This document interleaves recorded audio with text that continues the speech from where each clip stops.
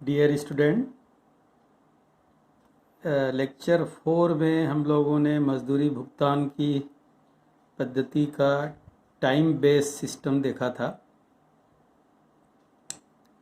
Time base system में मजदूरी की गणना कैसे की जाती थी उस पर चर्चा हुई थी। आज हम लोग देखेंगे आउटपुट बेस के आधार पर मजदूरी का भुगतान कैसे किया जाता है। आउटपुट बेस या कार्यानुसार पद्धति, पीस रेट सिस्टम। इसमें दो तरीके से इसको पढ़ेंगे, एक स्टेट पीस रेट और दूसरा डिफरेंशियल पीस रेट। सीधी कार्यानुसार दर से मजदूरी का भुगतान और दूसरा भेदात्मक कार्यानुसार दर से मजदूरी का भुगतान। दोनों क्या है, इसका कॉन्सेप्ट क्या है और इसकी गणना कैसे होगी, हम लोग इसको समझने का प्रयास करेंगे। स्ट्रेट पीस रेट में क्या होगा कि संस्था पहले से पर यूनिट प्रोडक्शन का या प्रति इकाई उत्पादन का मजदूरी या पारिश्रमिक तय कर देती है। जैसे आपके यहाँ टी शर्ट बनता है, आपके यहाँ टेबल बनता है, आपके यहाँ पेन बनता है, तो आप एक टी शर्ट का, एक पेन का, एक टेबल का पहले से रेट तय कर देते हैं कि एक पेन बनाने पर 20 रुपये मजदूरी मिलेगी, एक टेबल बनाने पर 200 रुपये मिलेगा, एक टी शर्ट बनाने पर 500 रुपये मिलेगा। जितनी इकाई आपका वर्कर बनाएगा उससे आप उसको मल्टीप्लाई कर देंगे तो कितनी मजदूरी मिलेगी वो ज्ञात हो जाएगी।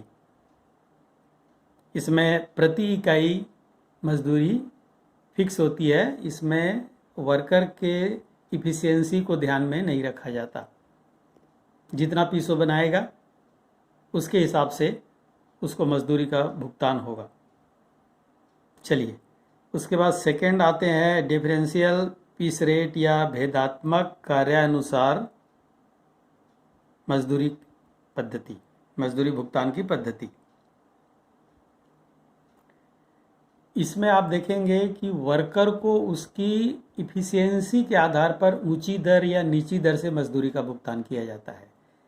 स्ट्रेट पीस रेट में इफ़िशियंसी को आप नहीं देखते थे, यहाँ पर आप वर्कर के या श्रमिक के कार्यक्षमता का आप मूल्यांकन करेंगे, कार्यक्षमता को देखेंगे और उसके आधार पर उसकी मजदूरी की दर या तो ज़्यादा होगी या कम होगी। एफिशिएंसी ज़्यादा है तो मजदूरी की दर ज़्यादा होगी, एफिशिएंसी कम है तो उसको कम मजदूरी दर से भुगतान आप करेंगे।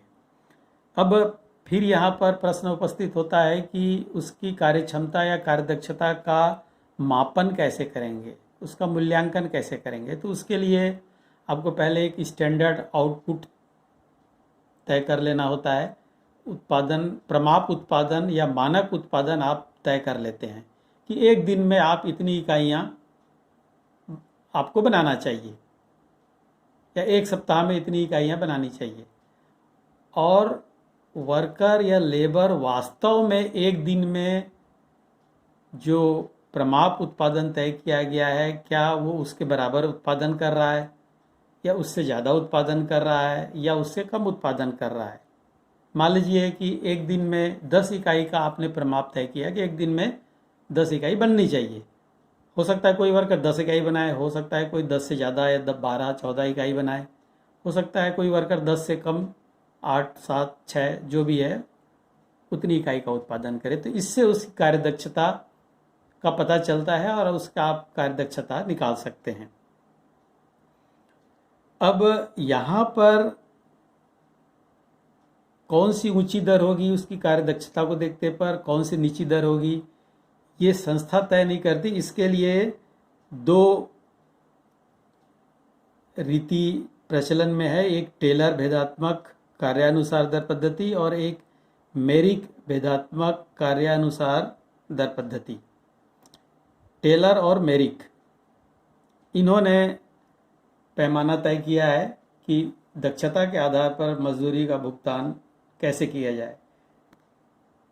टेलर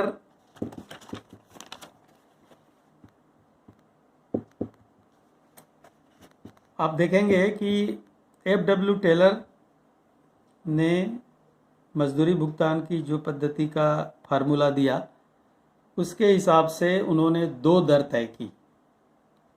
2 दर से मजदूरी का भुगतान होगा। पहला दर क्या होगा?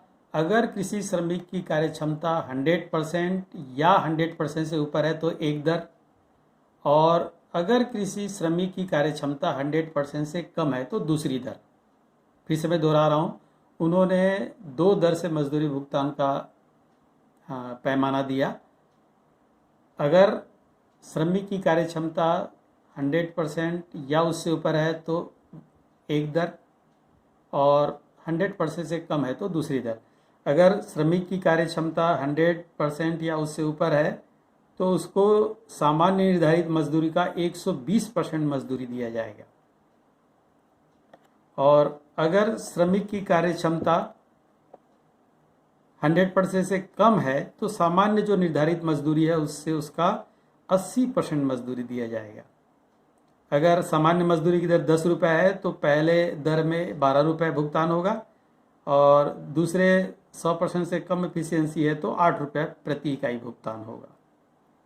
तो ये टेलर की पद्धति है। इस पद्धति में एक मुख्य जो कमी है वो ये है कि अगर कोई कर्मचारी दक्षता से 100% की दक्षता से 1% कम भी उत्पादन करता है तो सीधी उसकी मजदूरी 120% से 80% में आ जाती है। इससे श्रमिकों में असंतोष होता है। ये टेलर की पद्धति की एक कमी है। इस कमी को बहुत हद तक मेरिक ने दूर करने का प्रयास किया है। मेरिक की पद्धति पढ़ेंगे उसमें आप देखेंगे कि वहाँ पर मजदूरी की 3 दरें तय की गई हैं। मेरिक पद्धति में मजदूरी की 3 दरें तय की गई हैं। इसमें पहले उन्होंने कार्य क्षमता 83% तक अगर कोई श्रमिक काम करता है कार्य क्षमता, तो सामान्य रेट से उसको मजदूरी का भुगतान होगा। अगर 83 से ऊपर यानी 84 से 100% के बीच अगर उसकी कार्य क्षमता है तो सामान्य मजदूरी का 110% मजदूरी का भुगतान होगा। अगर उसकी कार्य क्षमता 100% से ऊपर है तो उसे 120% सामान्य मजदूरी का 120% की दर से मजदूरी का भुगतान होगा। तो यहाँ पर आप देख रहे हैं 3 उन्होंने दर तय किया। उसको जो टेलर में 2 दर था उसको यहाँ पर उन्होंने 3 दर का फार्मूला दिया, और कुछ हद तक ये टेलर के कमी को पूरा करता है। उसके बाद कार्य क्षमता की गणना के बारे में चर्चा कर लेते हैं। जैसे यहाँ पर इस एग्जाम्पल में आप देख रहे हैं कि उन्होंने प्रमाप उत्पादन या मानक उत्पादन मान लीजिए तय किया एक निश्चित समय में 40 इकाई का। अगर कोई श्रमिक जो उत्पादन करता है, एक श्रमिक 48 इकाई और एक श्रमिक 32 इकाई, यानी एक श्रमिक 40 इकाई यानी प्रमाप से ज़्यादा उत्पादन कर रहा है और एक श्रमिक 40 इकाई प्रमाप से कम उत्पादन कर रहा है, यानी ये दक्ष श्रमिक हुआ और ये दक्ष श्रमिक नहीं हुआ।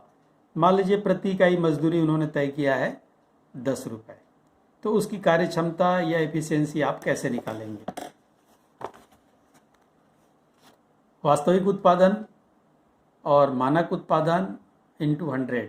जैसे 48 इकाई जो श्रमिक बनाया है वास्तविक उत्पादन निर्धारित कितना है, प्रमाप 40 इंटू 100, तो उसकी कार्य क्षमता कितनी हो गई 120%, यानी दक्ष श्रमिक हुआ।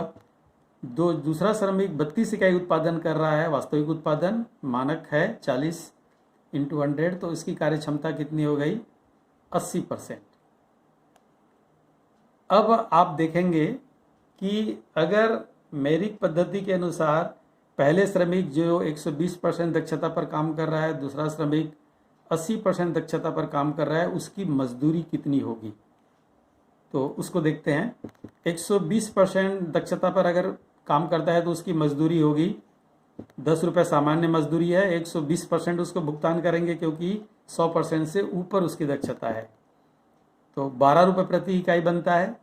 48 इकाई का उत्पादन करता है, 12 इकाई के हिसाब से कितनी मजदूरी होगी उसकी 576 रुपये। उसके बाद दूसरा अगर श्रमिक 80% दक्षता पर काम करता है तो उसकी मजदूरी होगी 10 रुपये सामान्य मजदूरी है, 80% हो जाएगा 8 रुपये, यानी प्रति इकाई कितना भुगतान होगा, 8 रुपये।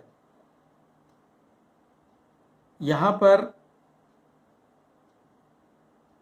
32 इकाई उत्पादन कर रहा है और 8 रुपये के हिसाब से उसका भुगतान कितना हो जाएगा, 256 रुपये।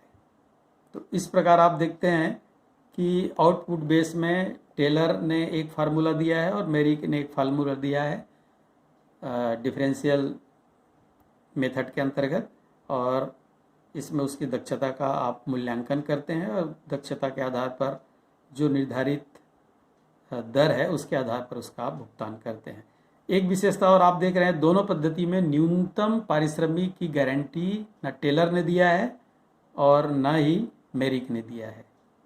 आशा करता हूँ कि इससे आपको लाभ होगा, इसको आप समझ गए होंगे। धन्यवाद।